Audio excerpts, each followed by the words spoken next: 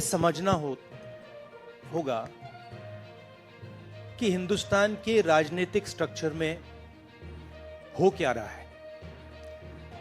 RSS ने और BJP ने और खासतौर से नरेंद्र मोदी जी ने जो स्ट्रैटेजी बनाई है, उसका फाउंडेशन क्या है, उसकी नींव क्या है, सबसे पहले यह समझना है। नरेंद्र मोदी जी ने जैसे अदानी जी की मोनोपोली है, मोदी सरकार के विरोध में मुखर हो रही विपक्षी दलों की आवाज एक खास समय पर बुलंद हुई है, जो इंडिया गठबंधन दलों के दो मजबूत नेताओं की गिरफ्तारी के बाद एक मंच से उठी है।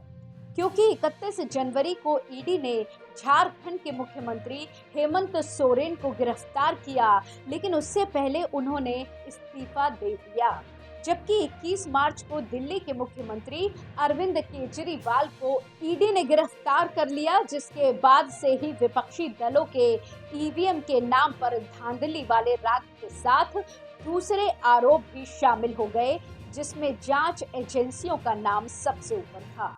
इन गिरफ्तारियों ने विपक्ष को सबसे ज्यादा बेचैन किया है। शायद यही वजह है कि एक मंच पर आने के लिए विपक्ष को मजबूर किया है, जिसको लोकतंत्र बचाओ का नाम दिया गया।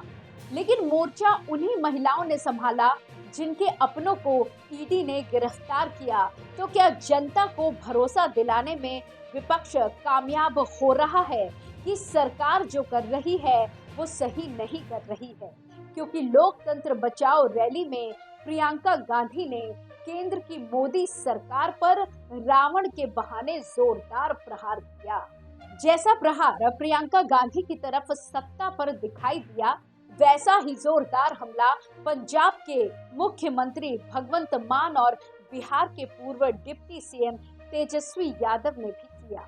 वैसे जब विपक्ष की तरफ से आरोप लग रहे हैं कि सरकार सिर्फ वादा करती है, लोगों को सपने दिखाती है और फिर भूल जाती है, तब सरकार की तरफ से भरोसा दिलाने की कोशिश हो रही है कि हमने जो कहा वो करके दिखाया।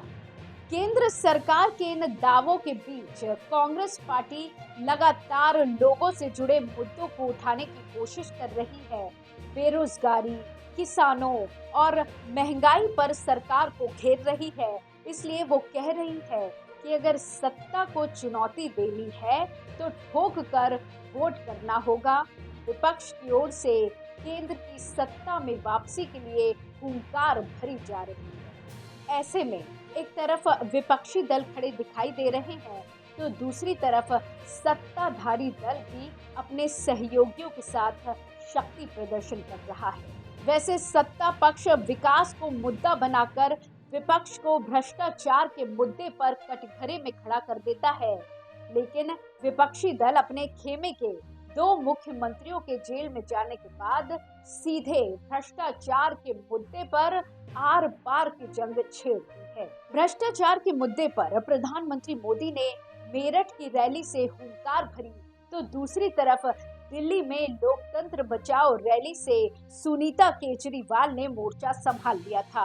उन्होंने पूछा कि क्या केजरीवाल को गिरफ्तार करना सही है, जिसका जवाब प्रधानमंत्री मोदी ने अपने अंदाज में दिया। अब ये जंग सियासत के अखाड़े पर लड़ी जा रही है।